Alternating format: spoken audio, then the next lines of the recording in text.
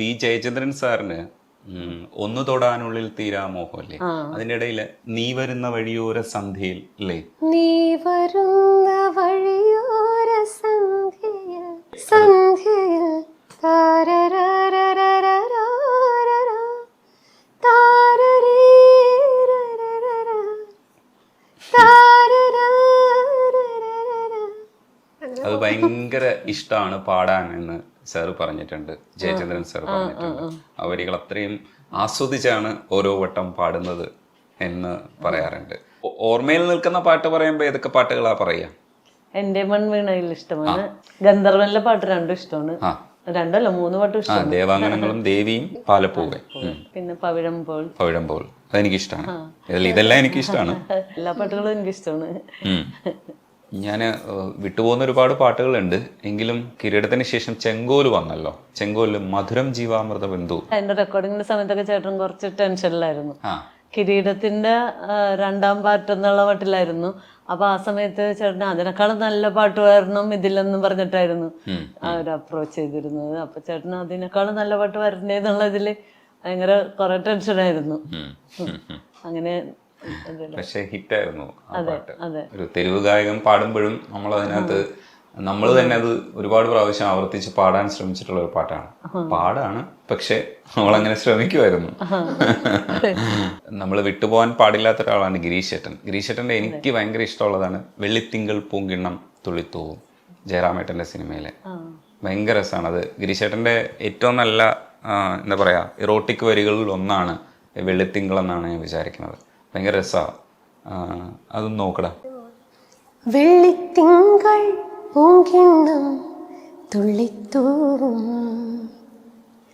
ഉള്ളിനുള്ളിൽ താലോലം താളം തേടും, കാണാപ്പൂഞ്ചിപ്പിലെ തെങ്കാശി കുങ്കുമം എള്ളോളം നുള്ളി നോക്കവേ.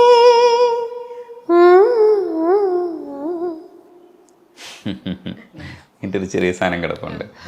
അതേപോലെ ഈ ബാക്ക്ഗ്രൗണ്ട് സ്കോറിനെ കുറിച്ച് പറഞ്ഞപ്പോൾ നമ്മൾ സദയവും തനിയാവർത്തനവും 2 അസാധ്യ സിനിമകളാണ്. തനിയാവർത്തനിൽ അവസാനം ഈ ചോറ് കൊടുക്കുന്ന ഒരു സീൻ, അതാണ് നമ്മളെ ഏറ്റവും നെഞ്ചിൽ തറയ്ക്കുന്ന ഒരു സീൻ. കരഞ്ഞു പാടുന്ന സിനിമയാണത് തനിയാവർത്തനം. അത് കണ്ടത് ഓർക്കുന്നുണ്ട്. എങ്ങനെയായിരുന്നു തിയേറ്ററിലത്? തിയേറ്ററിലല്ല, ഞങ്ങൾ അവിടെ പ്രീവ്യൂ ഷോയാണ് കണ്ടത്. എല്ലാവരും കരഞ്ഞു കഴിഞ്ഞാണ് കരഞ്ഞിട്ടാണ് തിരിച്ചു വന്നത്. ആ സമയത്ത് ഒരു ലല്ലബിയാണ് കൊടുത്തേക്കുന്നത് അതിന്റെ ബാക്ക്ഗ്രൗണ്ട്. സദയത്തില് ഒരു ക്ലോക്കിന്റെ ഒരു സാധനം ഉപയോഗിച്ചിട്ടുണ്ട് മാഷ്. ഈ മനുഷ്യന് വാറണ്ട് വന്ന് കഴിഞ്ഞ് ആ ക്ലോക്ക് ഇങ്ങനെ ആവർത്തിച്ച് ക്ലോക്കിന്റെ ടിക് ടിക് ടിക് ടിക് സാധനം വരും. ഒരു സമയം അറിയിക്കുന്ന ഒരു സാധ്യതയായിട്ട് ഉപയോഗിച്ചിട്ടുണ്ട് അതിന്റെ BGM-ല്. അത് ഭയങ്കരമായിട്ട് അപ്രീഷിയേറ്റ് ചെയ്തിട്ടുള്ള വർക്കുകളിലൊന്നാണ്. അധികം സംസാരിക്കുന്ന പ്രകൃതക്കാരി അല്ലേ, കുറച്ച് ഇൻട്രോവേർട്ടാണ്. അതെ. ചേട്ടനും മോളുമായിരുന്നു സംസാരിച്ചിരുന്നത്. ചേട്ടനും മക്കളും ഒക്കെ പോയി കഴിഞ്ഞപ്പോൾ എനിക്ക് ഭയങ്കര വേറൊരു മാനസികാവസ്ഥയിലേക്ക് ആയതാണ്. എനിക്ക് മനുഷ്യരാരെയും കാണണ്ട, അങ്ങനെ ഒരു അവസ്ഥയിലായിരുന്നു. നമുക്ക് 41-നാണല്ലോ കുർബാനയൊക്കെ പള്ളിയിൽ ചെയ്യണത്. അപ്പം അതിൻ്റെ ദിവസം വരെ രാവിലെ എണീറ്റ് ഒരാൾ വന്നിട്ട് അടുത്ത വീട്ടിൽ നിന്ന് ഒരാൾ വന്നിട്ട് എന്നെ അമ്മച്ചനെയും പള്ളിയിൽ കൊണ്ടുപോകും, തിരിച്ച് വീട്ടിൽ കൊണ്ടുവന്ന് ആക്കും. ഞാൻ മുറി കയറി വാതിലടക്കും. അമ്മച്ചി വല്ല ഫുഡും കൊണ്ടുവന്ന് തന്നാൽ ഞാൻ വാങ്ങി കഴിക്കും. എനിക്ക് മരുന്ന് കഴിക്കാനുണ്ടല്ലോ, കുറേ മരുന്നുണ്ട്. അപ്പം മരുന്ന് കഴിക്കാനുള്ളതുകൊണ്ട് ആ ഫുഡ് കഴിക്കണം എന്നുള്ള ഒരു ഇതിൽ കഴിക്കും, അവിടെ കിടക്കും. പിറ്റേ ദിവസം രാവിലെ പള്ളിയിൽ പോകാനായിട്ട് പുറത്തേക്ക് ഇറങ്ങും. അങ്ങനെയായിരുന്നു 41 ദിവസം. അത് കഴിഞ്ഞിട്ട് ഞങ്ങളുടെ സ്വന്തത്തിലുള്ളൊരു ഫാദറുണ്ട്, ഫാദർ ബോസ്കോ ഞാളിയത്ത് എന്ന് പറഞ്ഞിട്ട്. ആ അച്ഛനെ വന്നിച്ചും ഞങ്ങൾ അച്ഛൻ്റെ ധ്യാന കേന്ദ്രത്തിലേക്ക് കൂട്ടിക്കൊണ്ടുപോയി. അവിടെ ധ്യാനമൊന്നും നടക്കണില്ല, എന്നാലും ഞങ്ങൾ അവിടെ 12 ദിവസം ആ ധ്യാന കേന്ദ്രത്തിൽ താമസിച്ചു. അപ്പോൾ ആ സമയത്തൊക്കെ എന്നോട് പറയും, എനിക്കിങ്ങനെ ഭയങ്കര എനിക്ക് മനുഷ്യരാരെയും കാണണ്ട, വെറുതെ വാതിലടച്ച് വീട്ടിലിരുന്നാൽ മതി എന്നുള്ളത്. അപ്പം ഞാൻ പുറത്തേക്ക് ഇറങ്ങിയാൽ ആരെങ്കിലും ഇതിനെപ്പറ്റി ചോദിച്ചാൽ അപ്പം എനിക്ക് കരച്ചില, ഒന്നും വർത്താനം പറയാൻ പറ്റില്ല, കരച്ചിലെങ്ങനെ വന്ന്. അപ്പം അച്ഛൻ എപ്പോഴും വന്ന് വഴക്ക് പറഞ്ഞു, അമ്മ ഇങ്ങനെ മറ്റുള്ളവരുടെ മുമ്പിൽ നിന്ന് കരഞ്ഞിട്ട് എന്താ പ്രയോജനം, അങ്ങനെ കരഞ്ഞിട്ട് ഒരു പ്രയോജനമില്ല, അവിടെ പോയി തമ്പുരാൻ്റെ മുമ്പിലിരുന്ന് കരയും, അതിന് പ്രയോജനം ഉണ്ടാവും എന്ന് പറഞ്ഞിട്ട് പള്ളിയിലേക്ക് ഇങ്ങനെ കാണിക്കും. അങ്ങനെ അവിടെ 12 ദിവസം അവിടെ നിന്ന് നല്ലോണം കരഞ്ഞു തീർത്ത് എൻ്റെ സങ്കടമൊക്കെ മാറി. അപ്പോഴാണ് എനിക്ക് അവരങ്ങനെ പോയി. അത് എനിക്ക് ബൈബിളിലൊരു വചനമുണ്ട്. ആ അച്ഛൻ ആ വചനം പറഞ്ഞിട്ട് എന്നോട് പറഞ്ഞത്, മനുഷ്യനിൽ ആശ്രയം വെക്കുന്നതിനേക്കാൾ ദൈവത്തിൽ അഭയം തേടുന്നത് നല്ലതെന്ന്. ആ വചനമാണ് ശരിക്കും എന്നെ തിരിച്ച് ജീവിതത്തിലേക്ക് കൊണ്ടുവന്നത്. അല്ലെങ്കിൽ ഞാനിപ്പോൾ ഒരു 4ാമത്തെ ഒരു ഫോട്ടോയായിട്ട് അവിടെ ഇരുന്നാൽ അവരുടെ ഒപ്പം, അല്ലെങ്കിൽ ഏതെങ്കിലും ഒരു ജീവനോടെ ഉണ്ടെങ്കിൽ ഏതെങ്കിലും ഒരു മെൻ്റൽ ഹോസ്പിറ്റലിൽ കിടന്നു. അത് അങ്ങനത്തെ ഒരു കണ്ടീഷനിലായിരുന്നു. സുജാത ചേച്ചി പറഞ്ഞിട്ടുണ്ട് ശ്വേതയുടെ കല്യാണം വിളിക്കാൻ വന്നിട്ട് ഒരു 7 മാസം കഴിഞ്ഞിട്ടാണ് ജോൺസൺ മാഷ് പോകുന്നത്. അത് ഓർമ്മയുണ്ടോ? ശ്വേതയുടെ കല്യാണം വിളിക്കാൻ വന്നിട്ട് അപ്പൊ ഞങ്ങൾ ചേട്ടൻ വന്നില്ല എന്ന് പറഞ്ഞു. ഞാനും മോളും മോനും കൂടിയാ പോയത്. അപ്പൊ സുജു പറയുന്നു, അച്ചു എന്നാണ് മോനെ, റെൻ എന്നാണ് പേര് അവന്റെ, റെൻ ജോൺസൺ, ഷാൻ ജോൺസൺ, അങ്ങനെ പിള്ളേരുടെ പേര്. അപ്പൊ ഞാൻ അച്ചു എന്നാ വീട്ടിൽ വിളിക്കുന്നത്. അപ്പൊ ഞാനും അച്ചും മോളും കൂടിയാ പോയത്. അപ്പൊ ഞാൻ സുജു പറയണായിരുന്നു, എനിക്ക് അച്ചു വന്നല്ല, എനിക്ക് അത് മതി, ജോൺസൺ വരാത്തതിന്റെ വിഷമം മാറി. സുജു അവനെ പിടിച്ചു നിർത്തി, ഇങ്ങോട്ട് പാടാ. ആ കല്യാണം വിളിക്കാൻ വന്നപ്പോഴേ അവന്റെ റൂമിൽ പോയി വാതിലടച്ച് ഇങ്ങനെ അകത്തിരിക്കായിരുന്നു. അപ്പൊ എടാ അച്ചു വാതിലോർക്കെന്ന് പറഞ്ഞിട്ട് വാതിൽ തുറപ്പിച്ചു. എന്നിട്ട് പറഞ്ഞു, നീ കല്യാണത്തിന് വരണം കേട്ടോ സേതട്ടോ, കല്യാണത്തിന് എന്തായാലും വരണം കേട്ടോ എന്നൊക്കെ പറഞ്ഞിട്ടാ പോയത്. ഇപ്പൊ വേണുഗോപാലിനൊക്കെ ഏറ്റവും കൂടുതൽ പാട്ട് കൊടുത്തിട്ടുള്ള ജോൺസൺ മാഷ. എല്ലാവരും ബന്ധം സൂക്ഷിച്ച് തന്നെ പോകുന്നുണ്ടോ ഈ കുടുംബമായിട്ട്? ചിത്രം എപ്പോഴും വിളിക്കുകയും അന്വേഷിക്കുകയൊക്കെ ചെയ്യും, അല്ലെങ്കിൽ മെസ്സേജ് ഇടും. ഞാൻ ഒന്ന് മെസ്സേജ്, എനിക്കിപ്പോൾ എന്തെങ്കിലും ചിത്രയോട് പറയണമെങ്കിൽ എന്തെങ്കിലും ഒരു മെസ്സേജ്, ചിത്രം ഫ്രീ ആണോ എന്ന് ചോദിച്ച മെസ്സേജ് ഉടനെ വിളിച്ചിട്ടുണ്ടാവും ഫ്രീ ആണെങ്കിൽ. അല്ലാതെ മറുപടി അഴിച്ച് ഞാൻ വിളിക്കാൻ കാത്തിരിക്കില്ല. അപ്പൊ തന്നെ ചിത്രം വിളിച്ച് പറയും എന്താ പറയണേ, എന്താ കാര്യമെന്നും പറഞ്ഞിട്ട്. സേത ഇടയ്ക്ക് വിളിക്കുമായിരുന്നു. പിന്നെ അവൾക്ക് കുഞ്ഞൊക്കെ ആയി കഴിഞ്ഞപ്പോ തിരക്കായില്ലേ, അവരൊന്നും പറഞ്ഞിട്ട് വരില്ല, എല്ലാവർക്കും ഓരോരുത്തരുടെ തിരക്കല്ലേ. ഒരുപാട് പാട്ടുകളുണ്ട്. അതെ, സേതയും മോളൊക്കെ ഒരേ കോളേജിൽ പഠിച്ചതാണല്ലോ.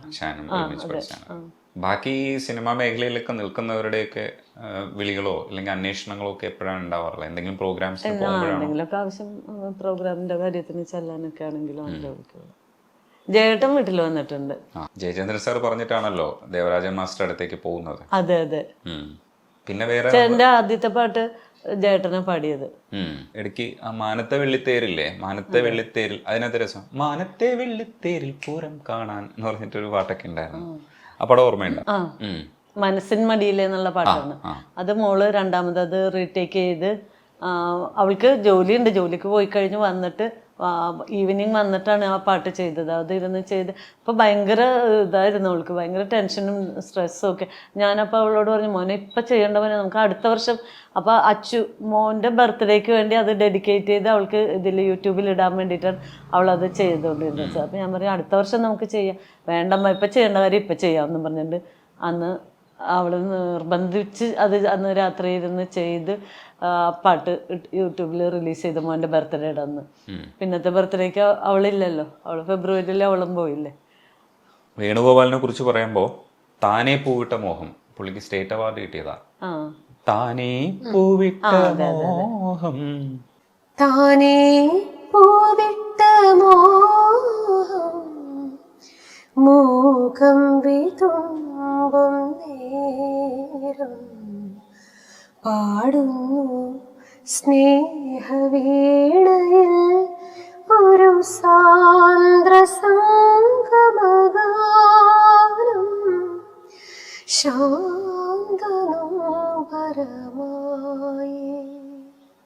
അതേപോലെ മമ്മൂക്ക കള്ളനായിട്ടുള്ള കളിക്കളത്തിലാണ് ആകാശഗോപുരം, അതും ഈ പുള്ളിയുടെ ഭയങ്കര രസമുള്ള പാട്ടുകളിലൊന്നാണ്.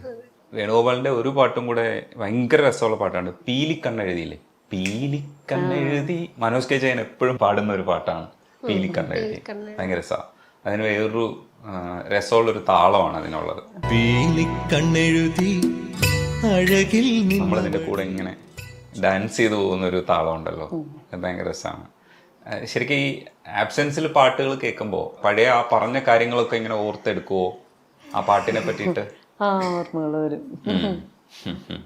ആ റെക്കോർഡിങ്ങിന്റെ സമയം തൊട്ട് കമ്പോസിങ്ങിന്റെ സമയം തൊട്ട് എന്തെങ്കിലുമൊക്കെ ഇതുണ്ടായിട്ടുണ്ടെങ്കിൽ അതൊക്കെ ഓർമ്മ വരും. കാഴ്ച ഇടയ്ക്ക് വെച്ചിട്ട് മങ്ങുമ്പോൾ ഇവിടുത്തെ കാര്യങ്ങളൊക്കെ അറിയാമെങ്കിലും പുതിയ ആൾക്കാരെ കണ്ടു കഴിഞ്ഞാൽ ശരിക്കും മെമ്മറൈസ് ചെയ്യാൻ കുറച്ചൊരു പാടായിരിക്കും അല്ലേ? അതെ, വോയിസ് വെച്ചിട്ട് റെക്കഗ്നൈസ് ചെയ്യാൻ പറ്റുന്നുണ്ട്. ഇടയ്ക്ക് വെച്ചായതുകൊണ്ട് അത് അത്ര ഒരു നല്ല പ്രോസസ് ആയിട്ടുണ്ടാവില്ല അല്ലേ? കുറെ ശ്രമിക്കുന്നുണ്ട്. എന്താണ് ശരിക്കും കാഴ്ചയുടെ പ്രോബ്ലം എന്താണ്? എനിക്ക് കണ്ണിൽ ബ്ലീഡിങ് ആയതാണ്. പ്ലേറ്റ്ലെറ്റ്സ് കൗണ്ട് കുറയുമല്ലോ, ഓ, അതാണ് എൻ്റെ അസുഖം. അപ്പം അതിന് കൊറോണയുടെ സമയത്തൊക്കെ ഞാൻ കുറച്ച് നാള് ഹോസ്പിറ്റലിൽ പോക്കൊക്കെ ഇത്തിരി കുറച്ചു. അപ്പം ആ സമയത്ത് കണ്ണിൽ ബ്ലീഡിങ് ഒക്കെ, അത് കഴിഞ്ഞ് വന്നപ്പോഴാണ് പിന്നെ ലേസർ ചെയ്തൊക്കെയാണ് ആ ട്രീറ്റ്മെൻ്റ് എടുത്ത് അത് നിർത്തിയത് കണ്ണിൽ.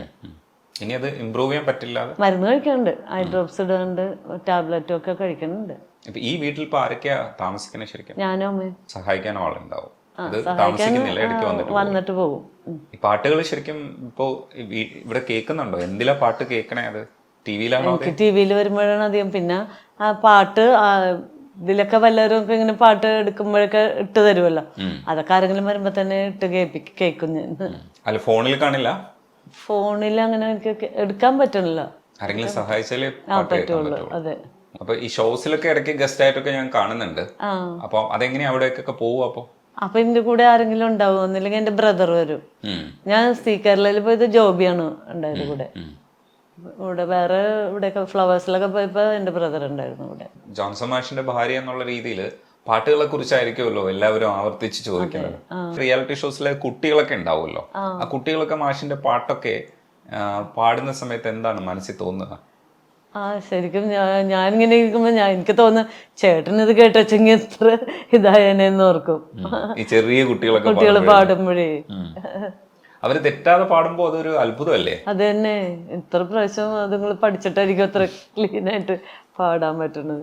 ഒരു പ്രാവശ്യം ഒരു കൊച്ചിനോട് ചോദിച്ചു, അനുരാഗിണി പാടി. അപ്പൊ ചേട്ടൻ ചോദിച്ചു, മോനെ ഇത് എത്ര പ്രാവശ്യം റിവൈസ് ചെയ്തു? ഞാൻ 50 times ചേട്ടൻ ഒരു പെണ്ണെടുത്ത് അവന് കൊടുത്തു. ഇവരിങ്ങനെയായിരിക്കും ഇത് ചെയ്യുന്നത്, ഞാൻ അത്ഭുതപ്പെടും. അതെ, ശരിക്കും അതെ. അത് ഈ ലെജൻസിന്റെ ഒക്കെ പാട്ടുകൾ ഒട്ടും തെറ്റാതെ പാടുകയാണ് അവരൊക്കെ. അപ്പോൾ നമുക്ക് ഈ സംഭാഷണം അവസാനിപ്പിക്കാൻ തൽക്കാലത്തേക്ക് അമ്മയ്ക്ക് ഇഷ്ടമുള്ള ഒരു പാട്ട് പറയോ? അത് രാധിക പാടും. ഏതോ ജന്മകൽപ്പന, പാളങ്ങൾ എന്ന് പറഞ്ഞ പടത്തില്. ഏതോ ജന്മകൽപ്പനയിൽ ഏതോ ജന്മവേദികളിൽ ഇന്നും നീ വന്നോ ഒരു നിമിഷം, ഈ ഒരു നിമിഷം വീണ്ടും നമ്മളൊന്നായി. ഏതോ ജന്മകൽപ്പനയിൽ ഏതോ ജന്മവേദികളിൽ.